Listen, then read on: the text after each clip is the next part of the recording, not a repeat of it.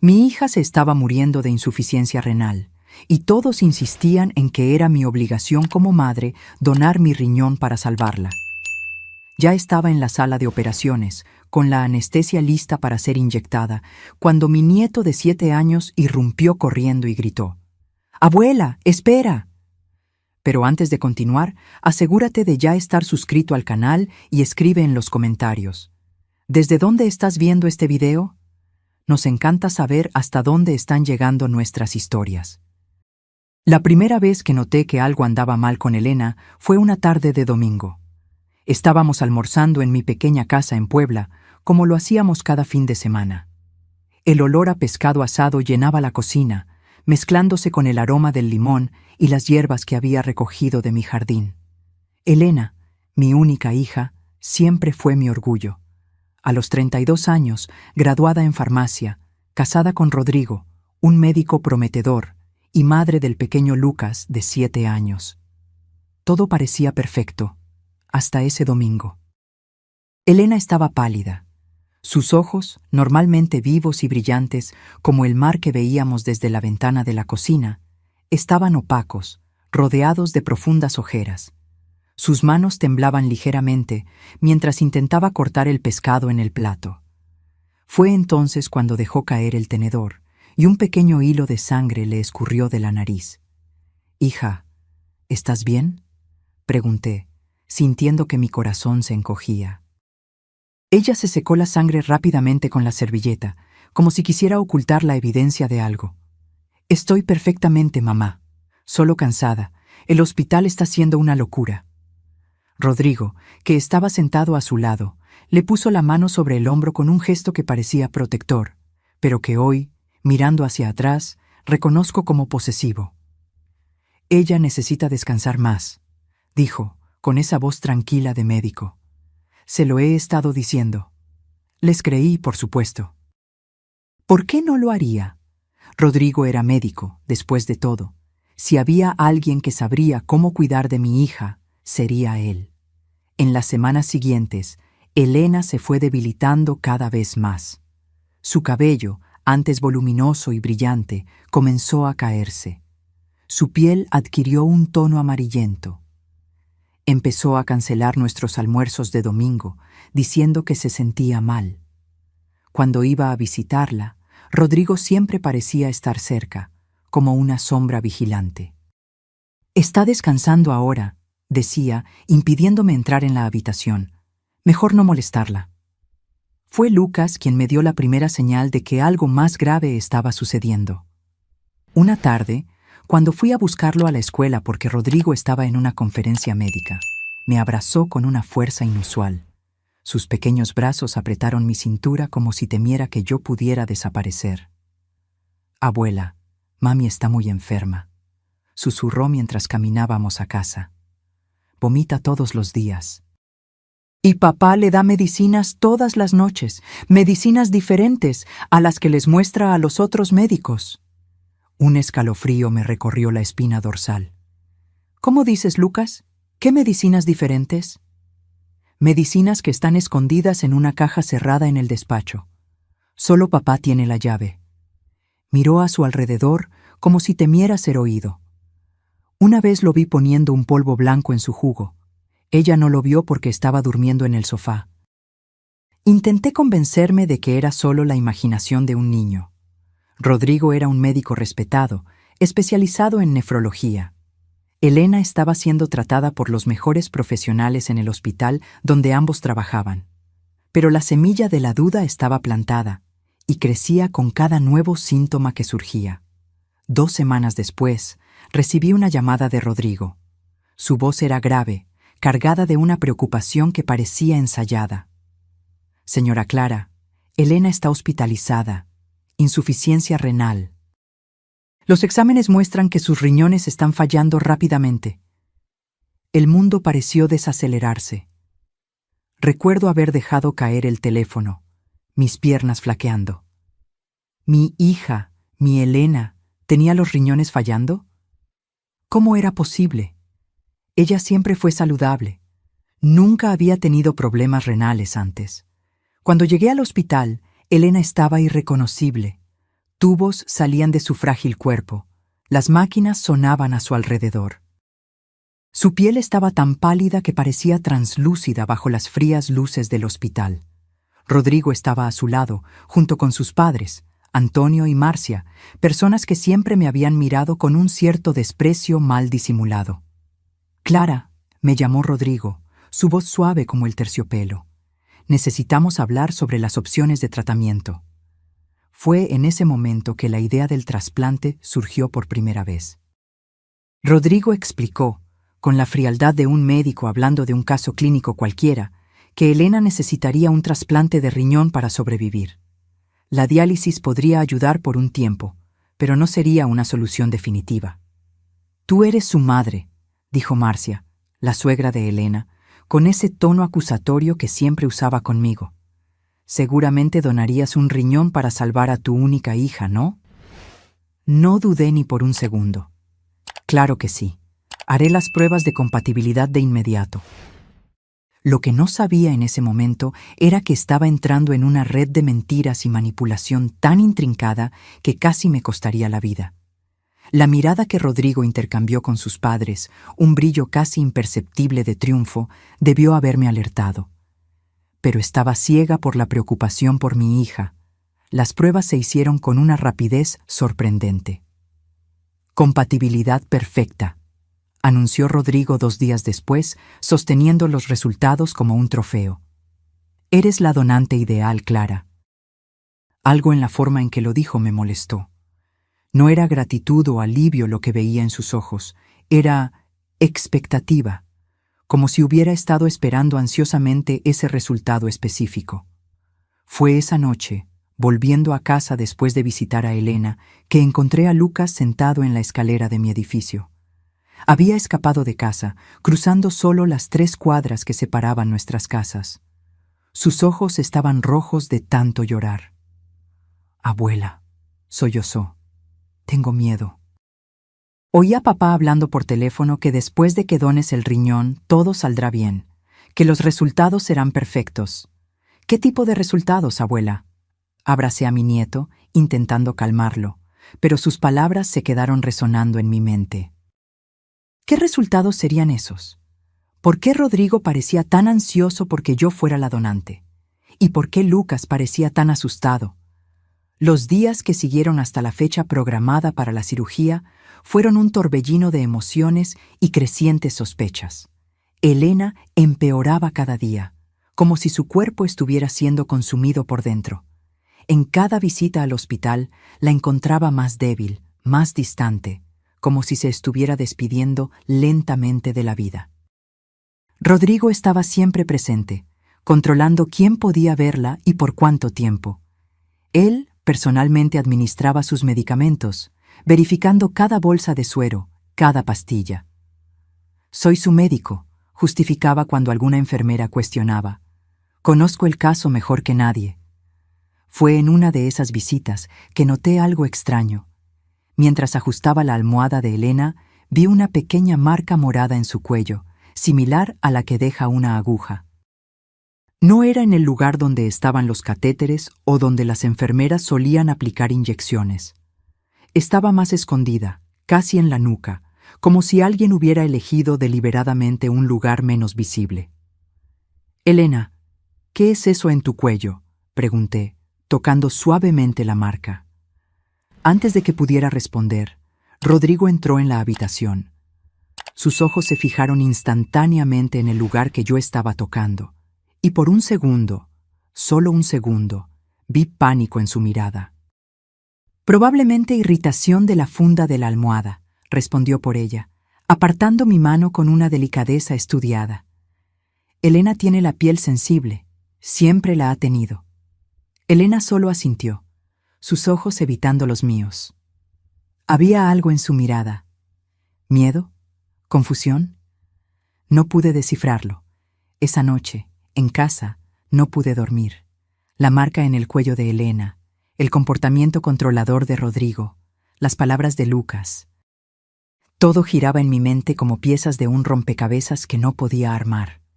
Decidí hacer algo que nunca pensé que haría: investigar a Rodrigo. A la mañana siguiente, fui al hospital más temprano, antes del horario de visitas. Conocía bien el lugar después de tantas idas y venidas. Sabía que los miércoles Rodrigo tenía una reunión con el equipo médico a las 9 a.m. Sería mi oportunidad de ver el historial médico de Elena sin su interferencia. La jefa de enfermeras, doña Iracema, siempre fue amable conmigo. Había trabajado en el hospital por más de 30 años y conocía a Elena desde que ella comenzó a hacer su pasantía allí durante la universidad. Señora Clara, me saludó con sorpresa. Vino temprano hoy. Iracema, necesito su ayuda, confesé, sintiendo el peso de la decisión que estaba tomando. Algo anda mal con el tratamiento de mi hija. Necesito ver su historial médico. Iracema dudó. Señora Clara, usted sabe que eso es contra las reglas.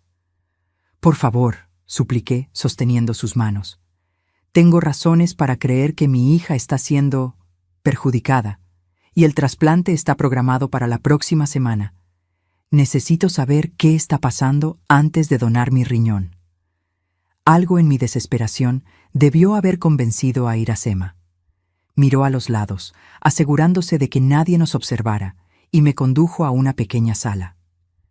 Tengo acceso al sistema. Puedo mostrarle los exámenes, pero tenemos que ser rápidas.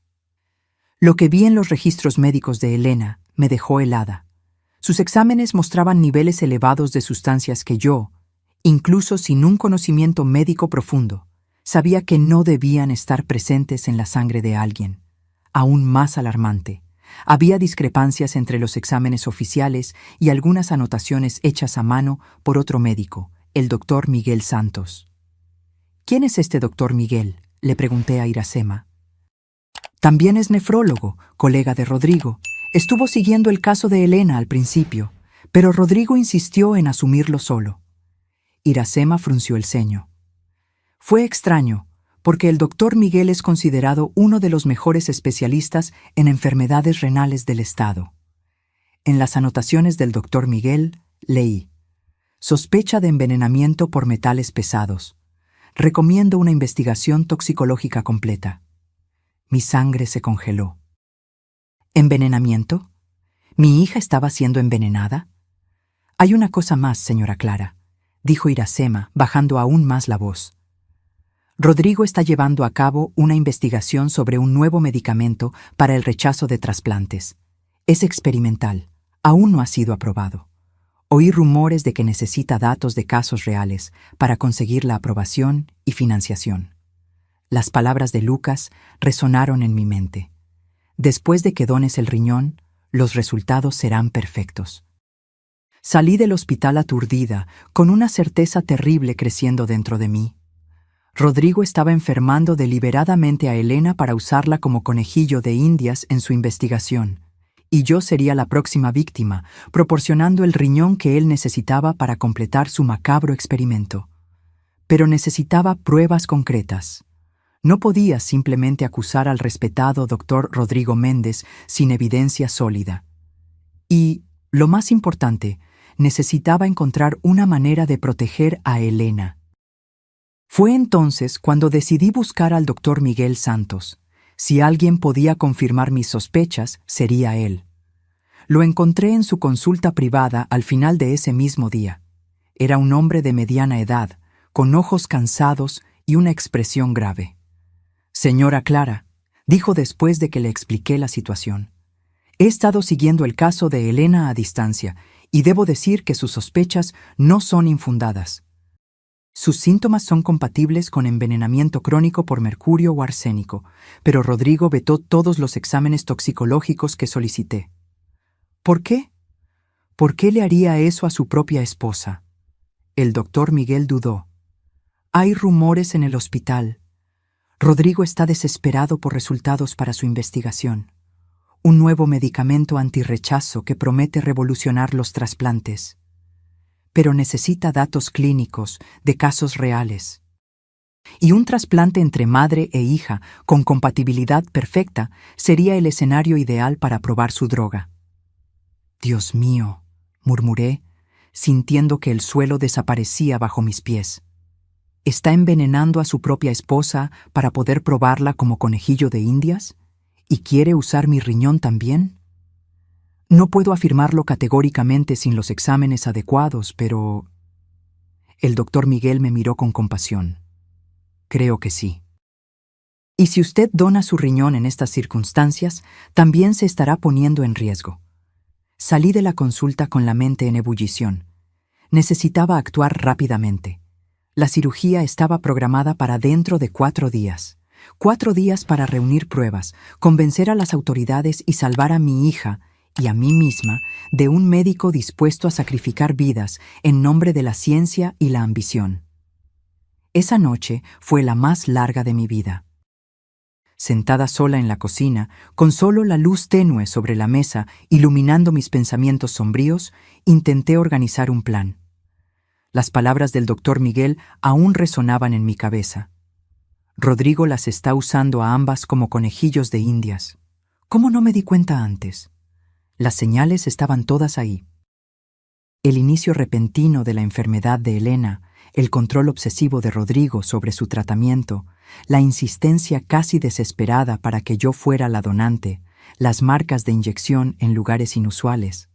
Todo apuntaba a una verdad monstruosa que yo, cegada por el respeto a la profesión médica y la confianza en mi yerno, no pude ver. Necesitaba pruebas. Las acusaciones contra un médico respetado como Rodrigo exigirían evidencia concreta. Y solo tenía 4 días hasta la cirugía. Mis pensamientos fueron interrumpidos por un golpe suave en la puerta. Era casi medianoche. ¿Quién podría ser? Abrí cautelosamente para encontrar a Lucas, mi pequeño nieto, temblando de frío en el umbral. Sus ojos estaban rojos de llorar y sostenía su mochila de dinosaurios con fuerza contra el pecho. «Lucas, ¿qué haces aquí a esta hora? ¿Cómo llegaste hasta aquí?» «Vine en autobús, abuela», sollozó, entrando y abrazando mis piernas. «Papá dijo que no puedo verte más hasta después de la cirugía. Se enojó cuando hablé de las medicinas especiales que le da a mamá». Mi corazón se aceleró. «¿Qué medicinas especiales, mi amor?» Lucas abrió la mochila y sacó un pequeño frasco de vidrio ámbar, sin etiqueta. «Él pone esto en su jugo. Y en la comida a veces». Cuando le pregunté qué era, dijo que era vitamina, pero lo vi escondiéndolo en la caja fuerte cuando llegan otras personas. Tomé el frasco con manos temblorosas. Contenía un polvo blanquecino que realmente podría pasar por vitamina o suplemento para ojos no entrenados. Pero instintivamente supe que estaba sosteniendo la prueba del crimen de Rodrigo. «Lucas, ¿cómo conseguiste esto?» Lo saqué de la caja fuerte. Sé la clave porque vi a papá tecleándola una vez. Es su cumpleaños al revés. Lucas parecía orgulloso de su pequeño espionaje. «Hay más cosas en la caja fuerte, abuela. Cuadernos llenos de números y gráficos. Y fotos de mamá durmiendo con agujas en el brazo». Sentí un escalofrío recorrer mi espina dorsal. «Lucas, eres muy valiente, pero tu padre debe estar preocupado. Voy a llamarlo y...» «¡No!», Lucas gritó, agarrando mi brazo con una fuerza sorprendente. «Él sabrá que tomé la medicina». Dijo que si le contaba a alguien sobre las medicinas especiales, mamá nunca se recuperaría.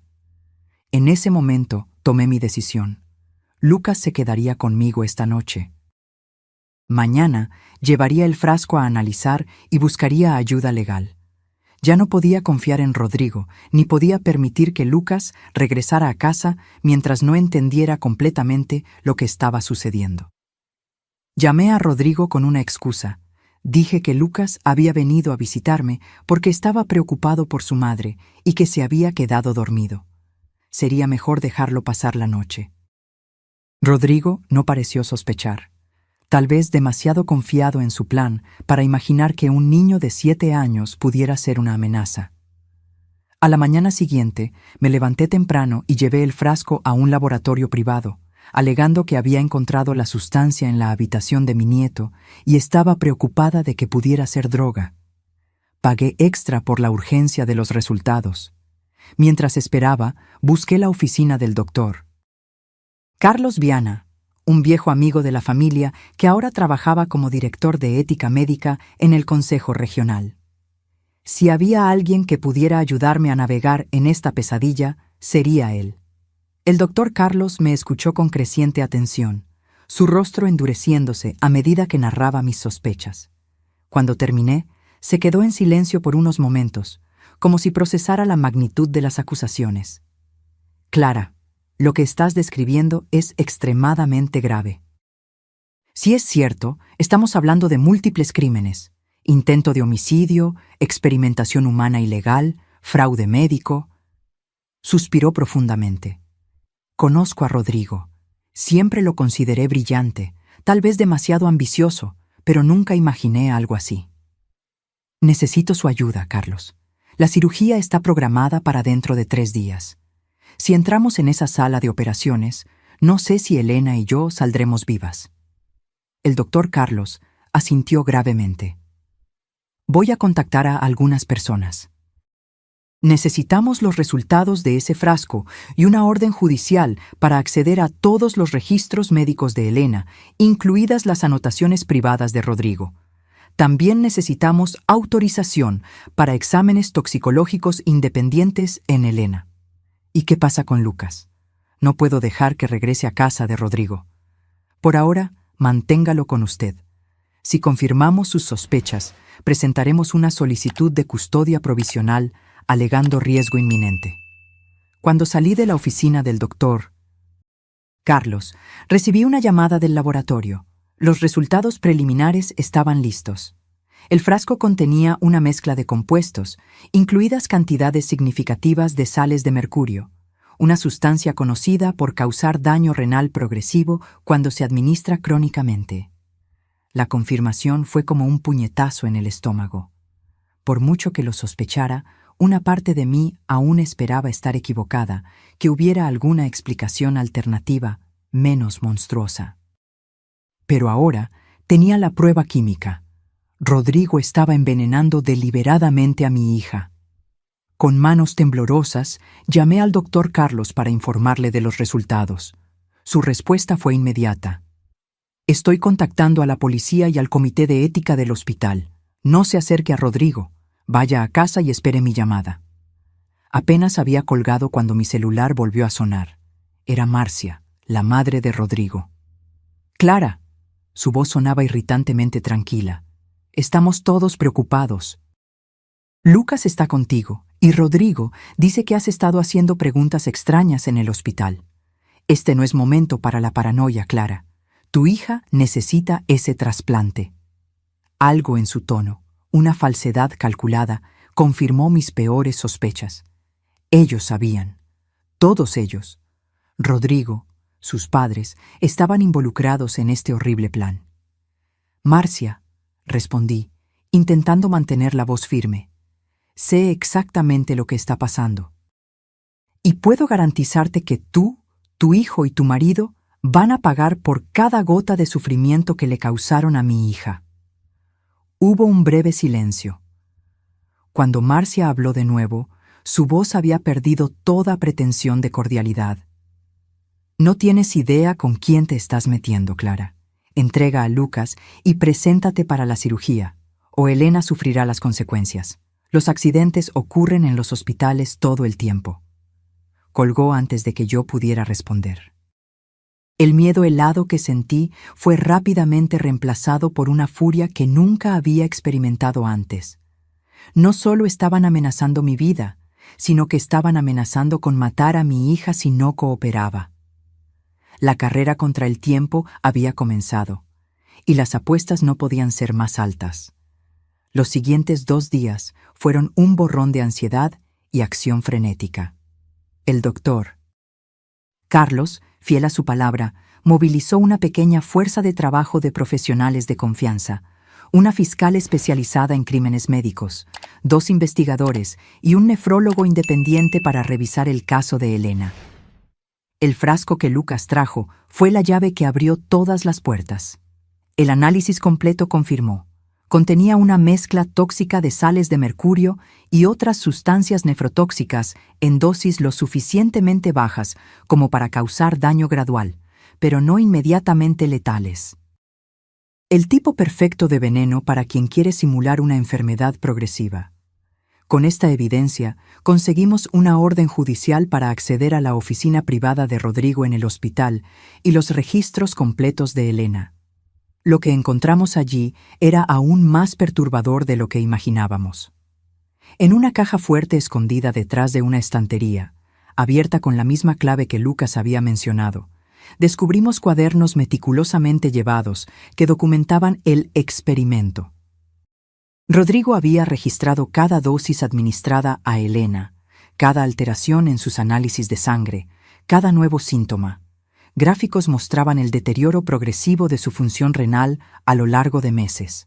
Incluso había fotografías de ella inconsciente, con marcas de inyecciones visibles. Pero lo más impactante fue un dossier sobre mí. Rodrigo había reunido mis exámenes médicos anteriores, calculado la compatibilidad de nuestros tejidos y planeado detalladamente cómo el experimento continuaría después del trasplante. Tenía la intención de administrar su medicamento experimental no aprobado en dosis cada vez mayores, probando los límites de la capacidad del cuerpo de Elena para aceptar mi riñón bajo la influencia de la droga. En un correo electrónico impreso encontrado en la misma carpeta, Rodrigo escribía a un representante de una gran empresa farmacéutica. Con los datos de este caso, tendremos evidencia suficiente para avanzar a la fase 3 de las pruebas. Una compatibilidad madre-hija es el escenario ideal, genéticamente lo suficientemente cercanas para minimizar el rechazo natural, pero lo suficientemente diferentes para probar la eficacia completa del compuesto XR47. Al final del correo electrónico, un valor, $5 millones. El precio de la vida de mi hija, el precio de mi vida. La fiscal, la doctora Vanessa Campos, hojeó los documentos con expresión grave. Esto es un caso claro de intento de homicidio calificado, experimentación humana ilegal, falsificación de registros médicos y corrupción médica. Tenemos pruebas suficientes para arrestar a Rodrigo Méndez y a todos los involucrados de inmediato. ¿Y qué hay de Elena?, pregunté, sintiendo una mezcla de alivio por tener las pruebas y terror por el estado de mi hija. Todavía está en el hospital, bajo su cuidado. La trasladaremos a otro hospital hoy mismo, garantizó el doctor Carlos. Ya contacté al hospital universitario. Están preparando un equipo para recibirla. El doctor Miguel Santos asumirá el caso. Se planeó cuidadosamente una operación. La policía arrestaría a Rodrigo en su consultorio, mientras una ambulancia especializada trasladaría a Elena. Todo debía suceder simultáneamente para evitar que Rodrigo o sus cómplices pudieran interferir o, peor aún, cumplir la amenaza de causar un accidente. La mañana de la operación, yo era un manojo de nervios. Lucas se quedó con una trabajadora social especialmente asignada, en un lugar seguro. Yo acompañaría el traslado de Elena junto con el doctor Miguel y una enfermera de confianza. Llegué al hospital a las 9 a.m., como me habían instruido.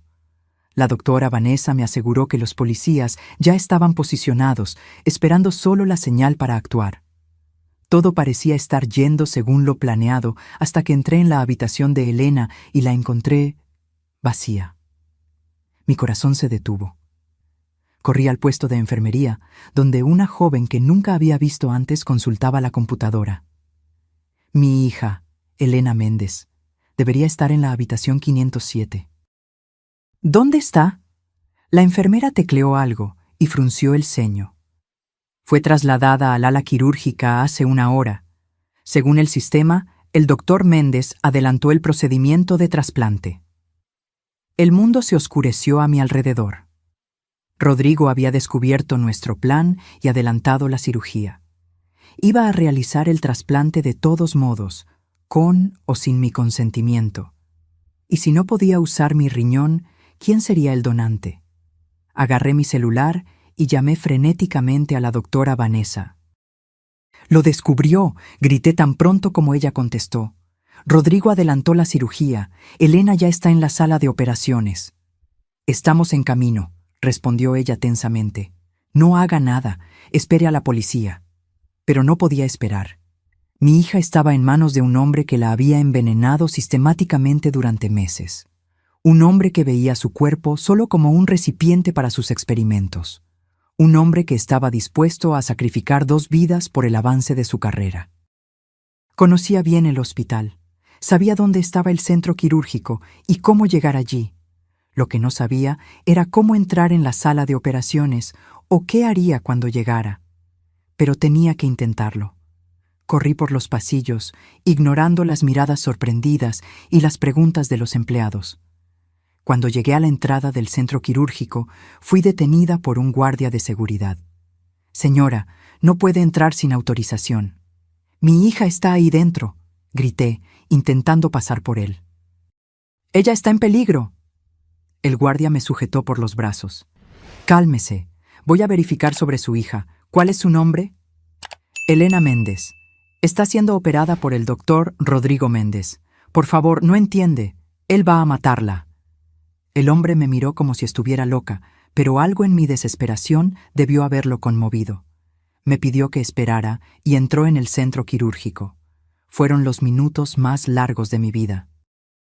Cada segundo que pasaba era un segundo en el que Rodrigo podría estar más cerca de completar su plan diabólico.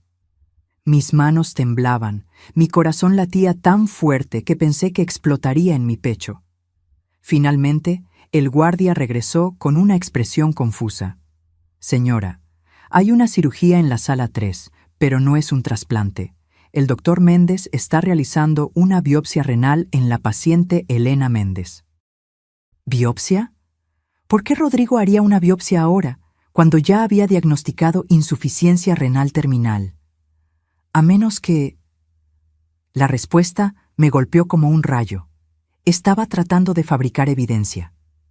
Al darse cuenta de que estaba siendo investigado, Rodrigo estaba creando pruebas para apoyar su diagnóstico falso.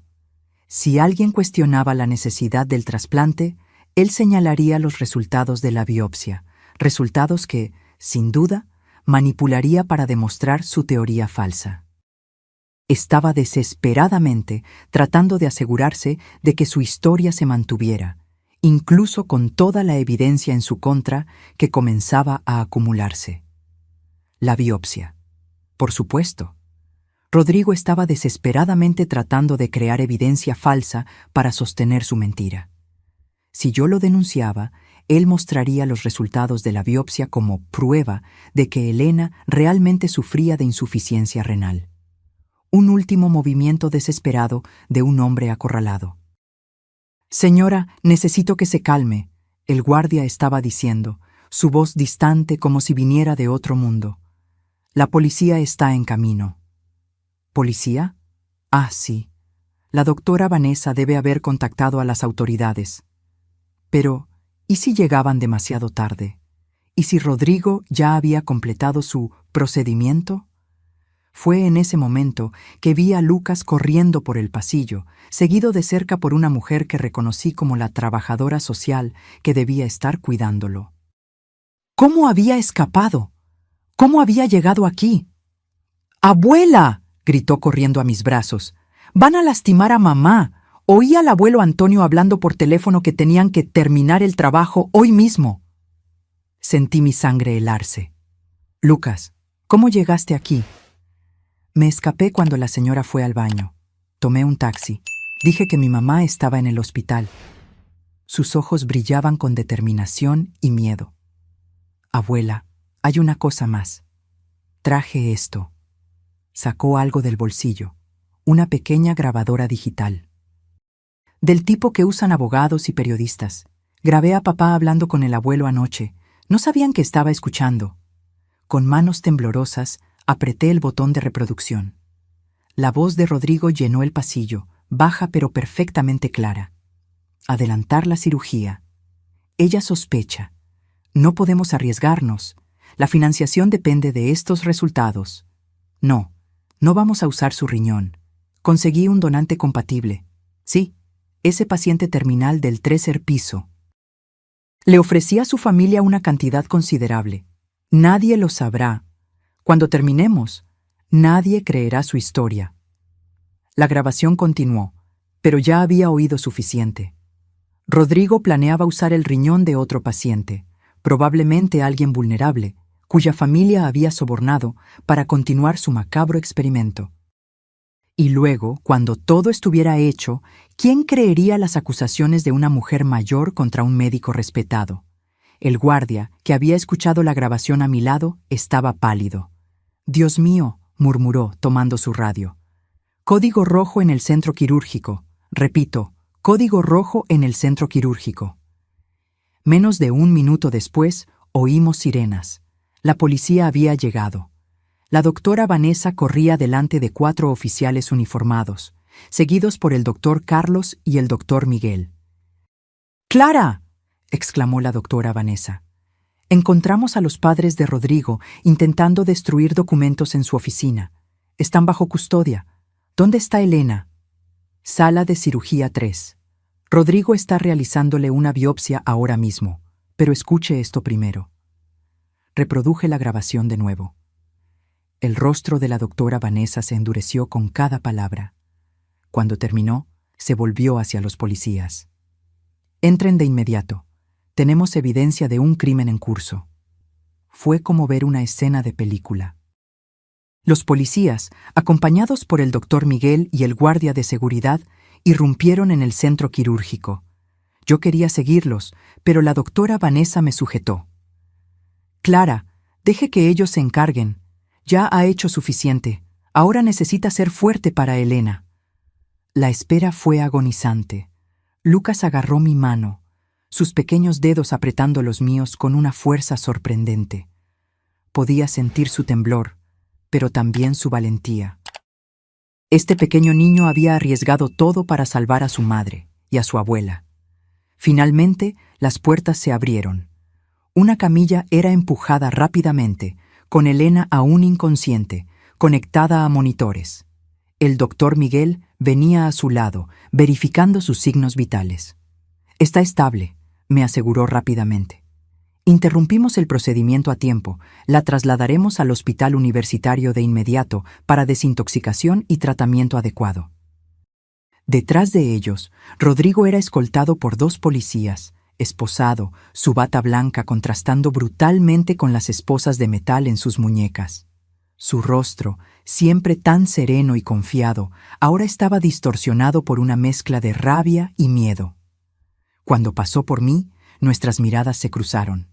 No había remordimiento en sus ojos, solo furia por haber sido descubierto, porque su plan había fracasado. «No lo entiendes», siseó. «Era por la ciencia. El avance médico exige sacrificios». «No cuando el sacrificio es mi hija», respondí, sorprendiéndome a mí misma con la firmeza en mi voz. Un policía lo empujó hacia adelante, cortando cualquier respuesta que pudiera tener. El doctor Carlos se acercó, poniendo una mano en mi hombro.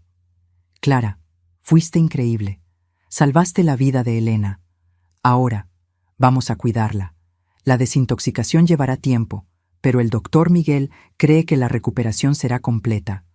Los daños a los riñones aún no son irreversibles». Miré a Elena en la camilla, tan pálida y frágil, y luego a Lucas, cuyos ojos no dejaban el rostro de su madre. Una ola de agotamiento me golpeó, como si toda la adrenalina de las últimas semanas de repente estuviera abandonando mi cuerpo. «Vamos», dije, tomando la mano de Lucas. «Vamos a acompañar a tu mamá al hospital». En la ambulancia, sosteniendo la mano inerte de Elena mientras los paramédicos monitoreaban sus signos vitales, me permití llorar por primera vez. No eran lágrimas de tristeza o miedo, sino de alivio y gratitud. Habíamos descubierto la verdad a tiempo. Elena estaba viva, Lucas estaba a salvo, y Rodrigo y sus cómplices enfrentarían la justicia. Mirando el rostro de mi hija, prometí silenciosamente que, a partir de ese momento, nadie jamás la lastimaría de nuevo, ni a ella ni a mi nieto. Esta familia había sido destrozada por la codicia y la crueldad de un hombre, pero ahora tendríamos la oportunidad de reconstruirla, basada en el amor y la verdad. El camino de la recuperación sería largo, pero por primera vez en meses me permití sentir esperanza. Los días que siguieron al arresto de Rodrigo fueron un torbellino de emociones, procedimientos médicos y declaraciones legales. Elena fue trasladada al hospital universitario, donde el doctor Miguel asumió personalmente su caso. Los exámenes toxicológicos confirmaron niveles alarmantes de mercurio y otros metales pesados en su organismo, lo que requirió un tratamiento intensivo de quelación para eliminar las toxinas. Me quedé a su lado día y noche, observando cada gota de medicamento, cuestionando cada procedimiento. La confianza que había depositado ciegamente en la medicina había sido destrozada, y ahora me había vuelto vigilante incluso con los profesionales más bien intencionados. El doctor Miguel, comprendiendo mi trauma, explicaba pacientemente cada etapa del tratamiento, mostrando los resultados de los exámenes, permitiéndome verificar los medicamentos. La confianza se rompió, señora Clara, me decía con amabilidad. Necesitamos reconstruirla poco a poco. Lucas también estaba siempre presente, sentado tranquilamente en un rincón de la habitación, dibujando o leyendo, pero siempre con los ojos atentos a cualquier movimiento alrededor de su madre. El niño que antes era vibrante y hablador, ahora se había vuelto silencioso y observador, como si hubiera envejecido años en pocos días. En la segunda semana de hospitalización, cuando Elena finalmente comenzó a mostrar signos consistentes de mejoría, tuvimos una conversación difícil. Estaba sentada en la cama, aún débil, pero con los ojos más claros de lo que había visto en meses. Sus manos ya no temblaban tanto, y un ligero color había vuelto a sus mejillas. «Mamá», dijo suavemente, «me lo contaron todo, sobre Rodrigo, sobre el envenenamiento, sobre cómo tú y Lucas me salvaron». Su voz se quebró. «¿Cómo no me di cuenta? ¿Cómo pude ser tan ciega?» Sostuve sus manos, sintiendo la fragilidad de los huesos bajo la piel. «No te culpes, hija. Rodrigo era tu marido, un médico respetado. Todos confiábamos en él». «Pero soy farmacéutica», insistió, con lágrimas que corrían silenciosamente. Debería haber reconocido los síntomas, cuestionado los medicamentos. En cambio, dejé que él me convenciera de que me estaba volviendo paranoica, que el estrés estaba afectando mi percepción. Era un patrón clásico de abuso, explicó después la psicóloga que comenzó a atender a Elena. Rodrigo había construido metódicamente un sistema de aislamiento y gaslighting. Primero, convenciendo a Elena de que sus síntomas eran psicosomáticos. Luego, alejándola gradualmente de amigos y colegas de trabajo con la excusa de que necesitaba descansar. Finalmente, controlando su medicación y alimentación, manteniéndola en un estado constante de confusión y vulnerabilidad. Personas como Rodrigo son depredadores sofisticados, explicó la doctora Luisa, la psicóloga. Eligen víctimas inteligentes y fuertes porque el desafío es mayor y la victoria más satisfactoria. Elena no fue víctima por ser débil, sino por confiar en alguien que no merecía esa confianza. La investigación policial reveló la extensión completa del esquema de Rodrigo. Durante casi 2 años, había estado realizando experimentos no autorizados con un medicamento antirrechazo experimental desarrollado por él mismo. Había comenzado a probarlo en pacientes terminales, ofreciendo la droga como tratamiento compasivo sin explicar los verdaderos riesgos u obtener la aprobación ética adecuada. Cuando obtuvo resultados preliminares prometedores, una gran farmacéutica internacional mostró interés, pero exigió datos más sólidos de casos con alta compatibilidad genética: hermanos, padres e hijos. Fue entonces cuando Rodrigo volvió su mirada hacia su propia familia. La elección de Elena no fue accidental. Como farmacéutica, ella entendería y valoraría la importancia de la investigación médica. Como esposa devota, confiaría en él implícitamente. Y como mi hija, compartía conmigo una compatibilidad genética lo suficientemente alta como para ser una donante ideal, pero con suficientes diferencias para probar adecuadamente la eficacia de la droga. Los padres de Rodrigo, Antonio y Marcia estaban plenamente involucrados en el esquema. empresarios con conexiones en el mundo farmacéutico, habían facilitado el contacto con la multinacional y gestionado el aspecto financiero de la operación. Los 5 millones de dólares mencionados en el correo electrónico eran solo el comienzo. Si la droga era aprobada, la familia Méndez recibiría regalías que podrían alcanzar cientos de millones a lo largo de los años. Vendieron la salud de su propia nuera y el futuro de su propio nieto por dinero, comentó la doctora Vanessa Conasco durante una de nuestras muchas reuniones para preparar el caso judicial. En 20 años como fiscal, pocos casos me han repugnado tanto como este.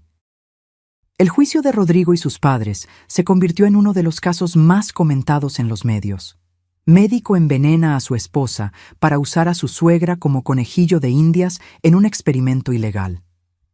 Los titulares no escatimaban en el sensacionalismo, pero la realidad era aún más perturbadora de lo que cualquier título podría capturar. Mientras tanto, en el hospital, Elena continuaba su lenta recuperación. Afortunadamente, los daños a los riñones no eran irreversibles. Con el fin del envenenamiento y el tratamiento adecuado, su función renal comenzó a mejorar gradualmente. El doctor Miguel nos garantizó que, aunque podría llevar meses o incluso años para una recuperación completa, Elena no necesitaría un trasplante o diálisis permanente. El daño emocional, sin embargo, era otra historia. ¿Cómo reconstruir una vida cuando descubres que la persona en la que más confiabas, tu marido, el padre de tu hijo, intentó matarte lentamente, día tras día, año tras año? A veces me despierto en medio de la noche, me confió Elena una vez, cuando Lucas finalmente se había quedado dormido en el sofá de la habitación del hospital.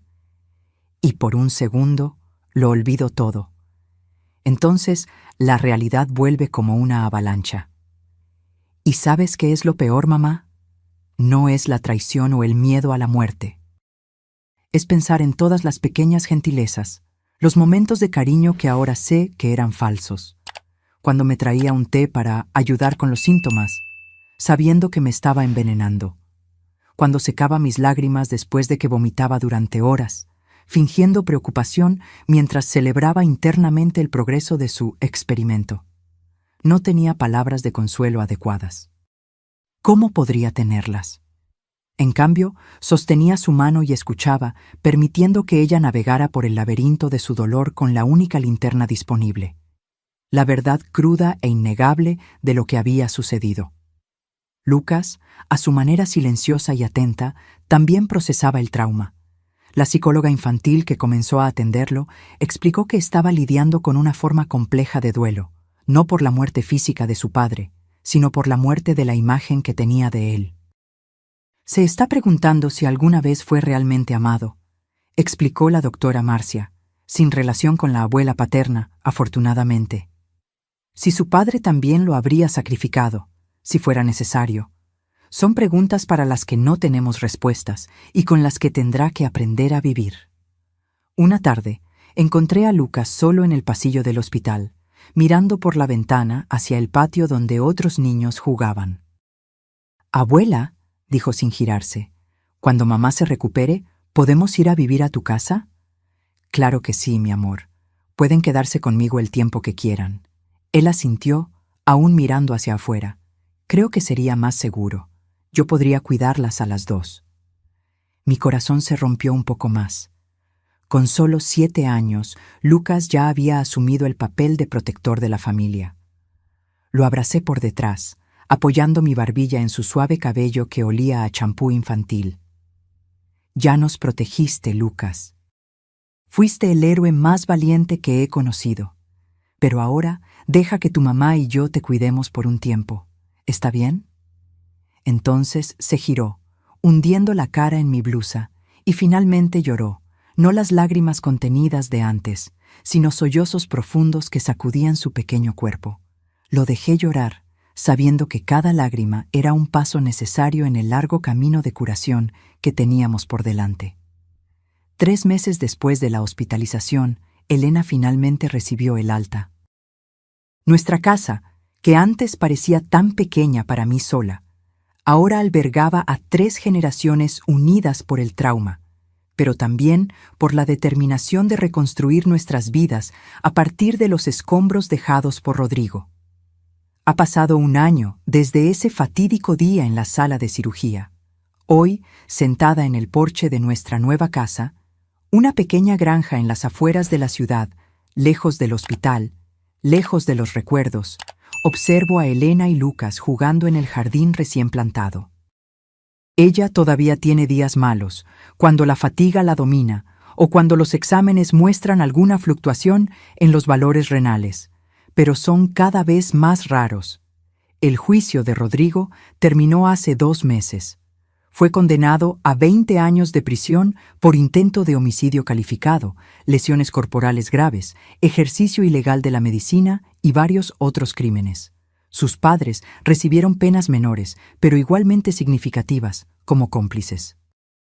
La licencia médica de Rodrigo fue permanentemente revocada, y su nombre ahora figura en listas de médicos inhabilitados en todo el mundo. La farmacéutica que financiaría la investigación enfrentó una demanda multimillonaria y una crisis de imagen devastadora, cuando salieron a la luz correos electrónicos que sugerían que algunos ejecutivos sabían, o debieron saber, que los datos de Rodrigo se obtenían por medios poco éticos. Millones de dólares fueron destinados a un fondo para víctimas de experimentación médica poco ética y se propusieron nuevas regulaciones para evitar casos similares. Pero nada de eso devolvió la inocencia a Lucas o borró las cicatrices invisibles que todos llevamos. Elena decidió no volver a la farmacia. En cambio, inició un curso de Derecho, decidida a especializarse en crímenes médicos y bioética. Quiero asegurarme de que otras familias no pasen por lo que pasamos nosotros, me dijo al matricularse. Quiero convertir nuestro dolor en algo útil. Lucas, ahora de 8 años, regresó a la escuela después de meses de educación en casa. Los primeros días fueron difíciles. Los otros niños sabían fragmentos de la historia a través de los padres que siguieron el caso en los medios. Algunos hacían preguntas insensibles, otros mantenían la distancia, como si el trauma fuera contagioso. Pero, lentamente, él comenzó a encontrar su lugar de nuevo, formando nuevas amistades, reconectándose con el mundo. ¿Y yo? Descubrí una fuerza que no sabía que poseía. A los 57 años, me convertí en activista por los derechos de los pacientes. Empecé hablando en pequeños grupos de apoyo, compartiendo nuestra historia. Pronto, estaba dando conferencias en facultades de medicina y enfermería, recordándoles a los futuros profesionales de la salud que detrás de cada historial médico hay una persona, una familia, una historia. La confianza entre médico y paciente es sagrada. Siempre enfatizo en estas conferencias. Cuando esa confianza es traicionada, no es solo un individuo el que sufre, sino todo el tejido social que mantiene nuestro sistema de salud funcionando. En una de esas conferencias conocí a Roberto, un médico jubilado cuyo hijo había sido víctima de un error médico años antes. Comenzamos como colegas de activismo, luego amigos, y ahora, estamos redescubriendo juntos lo que significa volver a confiar. Hay días, como hoy, en los que casi puedo olvidarlo. Días en los que la risa de Elena en el jardín suena tan ligera y genuina que parece imposible que haya pasado por el infierno. Días en los que veo a Lucas absorto en sus libros o juegos, mostrando destellos del niño despreocupado que era antes. Pero luego llega la noche, y con ella, las pesadillas. Elena todavía se despierta gritando a veces, convencida de que la están envenenando de nuevo. Lucas todavía verifica obsesivamente la comida y las medicinas de su madre, un ritual que estamos intentando, gentilmente, ayudarlo a superar con terapia. ¿Y yo? Todavía revivo ese momento en la sala de cirugía. El frío de la mesa de acero bajo mi espalda, el brillo cegador de las luces quirúrgicas, la sensación de completa impotencia mientras esperaba que la anestesia fuera inyectada, creyendo que estaba a punto de donar un riñón para salvar a mi hija, sin saber que me estaba entregando a un macabro experimento. Y entonces, como un rayo de luz que atraviesa la oscuridad, la imagen de Lucas irrumpiendo en la sala, pequeño pero determinado, llevando la verdad que nos salvaría. El doctor. Carlos me dijo una vez, durante una de nuestras muchas conversaciones después del incidente: Clara, ustedes tres son sobrevivientes no solo de un crimen, sino de una traición fundamental de la confianza humana. La recuperación no será lineal. Habrá recaídas, días malos, momentos de desesperación. Pero también habrá curación, conexión renovada y, eventualmente, una nueva normalidad. Tenía razón. Nuestra nueva normalidad no es perfecta. Es frágil, construida cuidadosamente sobre los escombros de lo que perdimos, pero es nuestra, conquistada con lágrimas, coraje y una determinación feroz de no permitir que la maldad de un hombre defina el resto de nuestras vidas. Esta tarde, mientras observo a Elena enseñarle a Lucas a plantar semillas de girasol, siempre giran hacia el sol, no importa cuán nublado esté el día, le explica. Siento una paz que pensé que nunca volvería a experimentar. Las semillas son plantadas en suelo fertilizado por las cenizas de nuestro pasado. Y como los girasoles, estamos aprendiendo a girar hacia la luz, incluso en los días más oscuros. El teléfono suena, interrumpiendo mis pensamientos. Es la doctora Vanessa, la fiscal. Clara, tengo noticias. La apelación de Rodrigo fue denegada. La sentencia se mantuvo íntegramente. Suspiro profundamente. Un peso que ni siquiera sabía que estaba cargando finalmente se disipa. Gracias por avisarme, Vanessa. ¿Cómo están? Vuelvo a mirar el jardín, a mi hija y mi nieto, sus manos en la tierra, plantando el futuro. Estamos cultivando girasoles, respondo simplemente. Ella entiende. Después de todo lo que compartimos durante el caso, ella siempre entiende. Cuando cuelgo, Elena me mira inquisitivamente. Le cuento sobre la decisión de la apelación. Ella asiente, su rostro una mezcla compleja de emociones: alivio, tristeza, una sombra de algo que podría ser pesar por lo que podría haber sido en otra vida, con otro hombre. Vamos a plantar más girasoles, dice finalmente, uno por cada día que sobrevivimos. Lucas, absorto en su tarea, no parece notar nuestra conversación. Está demasiado ocupado creando vida a partir de pequeñas semillas, demostrando una fe en el futuro que solo los niños pueden mantener incluso después de conocer lo peor de la humanidad. Me uno a ellos en el jardín, arrodillándome en la tierra blanda a pesar de las protestas de mis articulaciones. Plantó mi propia fila de semillas, pensando en todas las mujeres y niños que sufrieron abusos médicos similares, pero que no tuvieron la suerte de tener un Lucas para salvarlos en el último minuto. Para ellas, murmuro mientras cubro las semillas con tierra, para que sus historias también sean escuchadas. Elena toca mi hombro suavemente. Lo serán, mamá. Haremos que lo sean. Y en este pequeño jardín, con las manos en la tierra y los rostros vueltos hacia el sol, continuamos nuestro camino de curación, imperfecto, a veces doloroso, pero profundamente nuestro. Libres, finalmente, para elegir nuestro propio camino, escribir nuestra propia historia, plantar nuestras propias semillas de esperanza. Y cuando los girasoles finalmente florezcan, serán un testimonio vibrante e inquebrantable de que incluso de las circunstancias más oscuras, la vida, la luz y el amor pueden renacer. Ahora, si te gustó esta historia, dale clic a este próximo video que está apareciendo en la pantalla, porque en él hay una historia de traición y un giro como nunca has visto antes.